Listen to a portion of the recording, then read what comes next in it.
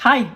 So you want to know how thumbnails and titles can affect your success of your YouTube channel. You've come to the right place. I am going to tell you all about it. Hi, I'm Darlene and this is Heartfelt Creating Over 60. And on this channel, I do everything I can to help you start or grow your YouTube business. So if at the end of this video you have found it to be helpful, then please hit the subscribe button, give me a thumbs up, and don't forget to hit that notification bell. Okay, so first off, you like my Mickey Mouse shirt? It's a chilly one out there today, and I just thought of being nice and cozy today in the apartment. I have my cup of lemon ginger tea with just a hint of thyme and good stuff. All right. So today we're going to talk about titles and thumbnails. And are they really that important? Oh boy, are they important. They are just as, if not more important than your video itself. Why? Because without them, you're not even going to get clicked on. When I think of thumbnails, I think about when I used to go into the video stores and I was looking for a really good movie to watch. I didn't have anything in mind. Could be romance, action, comedy. I found myself looking for how much the cover of that video case attracted my attention. It had to really grab me. This looks good. That looks boring. This looks like an A-rated movie. This looks like a D-rated movie. So the cover really, really speaks loud. And that's the same thing with your thumbnail. Think of it as the cover of a movie case, and you want it to really grab someone's attention. You want it to not only be appealing with the graphics, but also with the texting and what it has to say. And that's where you kind of get into the title as well, because you want them to both touch base on the same thing, but you don't want them to be the same thing. You want them to be just a little bit different. You don't want it to be exactly what you put in the thumbnail. So if you have a cooking channel, how to cook 4-cheese lasagna. And then your title is the ultimate best way to cook 4-cheese lasagna. Okay. So which one do you think you got that backwards? I think that if I saw a thumbnail that said how to cook lasagna, I don't think I'd click on that one because it didn't really grab my attention. But if I saw one that said how to cook the ultimate 4-cheese lasagna, now that's a different story. Now you struck my interest. Got it piqued a little bit. So then you have a picture of yourself holding a piece of lasagna or getting ready to eat a bite of lasagna, putting lasagna in the oven, or you have just a beautiful piece of lasagna just fresh out of the oven with dripping, oozing cheese. I think just the picture of the lasagna with the dripping, oozing cheese is the one that's really going to get my attention. So I'm hoping that you kind of get the idea of what I'm trying to say. Some of the people might click on, the other ones. But I think, in my opinion, the most appealing ones are the ones that I said I'd click on. What is so important about a thumbnail? And how can it affect the success of your channel? Well, it's a little something called CTR, and that is click-through rate. And it's all according to how many times people click on your thumbnail. And not only how many times do they click on it, but how long they ended up staying on your video. Because if you don't match up the contents of your thumbnail with the video that you have filmed, as soon as they click on and they figure out it's not what they wanted, they're going to click right off. So you want to make sure that the thumbnail definitely is in alignment with your video. You need them to stay on your video for at least the first 30 seconds. If you can keep them on there for the first 30 seconds, then most likely they're going to end up sticking around to watch a little bit more. In the YouTube Studio, under Analytics, you will see what your click-through rate is, and you will also see the duration of how long the viewers stayed and watched that video. And you want the average view duration to be 3.5 or higher.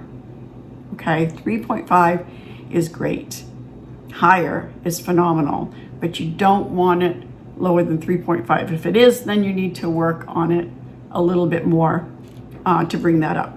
The longer you can keep the viewer on your channel, the better. If you have a 20-minute video and they watch at least half of it, that is awesome. How you can keep their attention is to add some B-roll in there.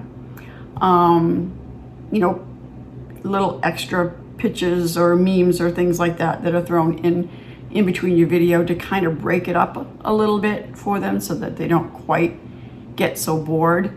And it will kind of refresh their brain a little bit once they see that, and then they start listening to you again. And it makes it a little bit more interesting. So remember B-roll too. There's some circumstances that you probably can't find a place to put B-roll, but most of the time there is. CTR, click-through rate, it can really do some damage to your channel, because YouTube is going to say, hey, you know, I'm putting out this thumbnail for new viewers to see and nobody's clicking on it, so I'm not going to bother to put it out there anymore, and I'm going to concentrate on the ones that are being clicked on. So your views are going to go way down and your channel is going to grow very slow. The higher your click-through rate, YouTube's going to say, hey, wow, people are really clicking on this and they seem to be interested in the video. So let's not only put this out to the followers, let's put this out to a bunch more new viewers, and let's see how many more clicks we can get. YouTube is all about getting the viewers to watch your videos, because the faster your channel grows, the quicker you're going to get monetized. The quicker you get monetized, the quicker YouTube is going to make money off AdSense. That's where they make most of their money, is off AdSense. And then you get a percentage as well. You get the bigger percentage because you're the one that is making the videos. YouTube is getting their percentage, and that's what they're all about. So they're pushing out the videos that are getting the views. So really concentrate on making that ideal thumbnail. Okay, so as far as the title goes, and also what you can put on the thumbnail, my mentor is Sean Cannell, and some of the things that I have learned from him is what you put in the title is really important on what's going to make them click. And I have something here that I had printed out of his that I still to this day go by. I kind of slacked off a little bit, and I noticed that my numbers were kind of backing off because I kind of fell back into my old habits. But I'm going to start applying this again, and I know that I'm going to start watching my numbers go back up. So the types of video content. It all depends on, you know, what your niche is. But when creating a thumbnail and when thinking of a title, keep these things in mind that really grab people's attention, okay? Something that he calls ethical clickbait. I think the lighting behind me is kind of affecting this video. I hope that it's not too bad. Power titles such as "You have been lied to," "The truth about," "I am so mad," or "I am so sad," or "I'm so happy." You know, they want to know why you are mad, sad, or happy. If it's something that is dangerous, and they think that they might, if you give them the inclination that they might be in danger, they're going to want to know why. You put fear into them, and they're going to want to know if you have a solution to help put that fear to rest. So keep those things in mind. Are you being lied to? Let me tell you the truth about, I'm so angry, I'm so sad, I'm so happy, there's danger lurking, but do this and you'll be okay, you know. And then you get your how-to videos.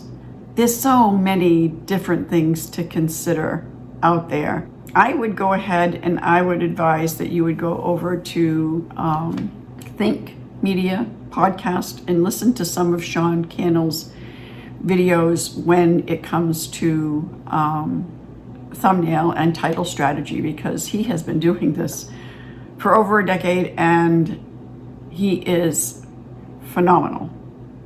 Okay. Like I said, he is my mentor and I continue to watch his videos every day, no exaggeration, every day. And it is really, really good that once you start your YouTube channel, whether you're over 60 or you're in your 20s, it doesn't matter. If you're just starting a YouTube channel, you need to find a mentor, and then you need to just continue watching videos constantly to keep yourself updated and abreast of everything that is going on, because things are always changing, like with this AI thing, which is an altogether different video. But there's a lot going on with that. You need to keep yourself updated so that your channel doesn't suffer and that you just are flowing right along with the times as they're evolving. Okay. But yeah, your thumbnail, really work on that, really get it to pop. Your title, really touch base on what can get people's attention. What are they looking for? Are you answering their question, or are you giving them a solution to their problem? Let them know that you are, so that they'll click on and find out what that answer or that solution is. If they want to learn how to do something, let them know that that's what your video is about. You're going to teach them how to do that something. And try to think of things that could be a little different than anybody else's. You know, you offer something a little bit different, and that's what makes you unique and makes you special. Okay? Be authentic. Be yourself. Have a cup of tea. Relax while you're doing the video. Don't pretend to be somebody else. Be yourself. I hope that this video was helpful. And please comment below. Let me know if you have any questions at all for future videos that I might be able to help you out on. I have a list that I'm going down through, but there might be some things that I haven't thought of that I could really use your help with. So comment below all of your ideas. I would appreciate it. And until next time, bye.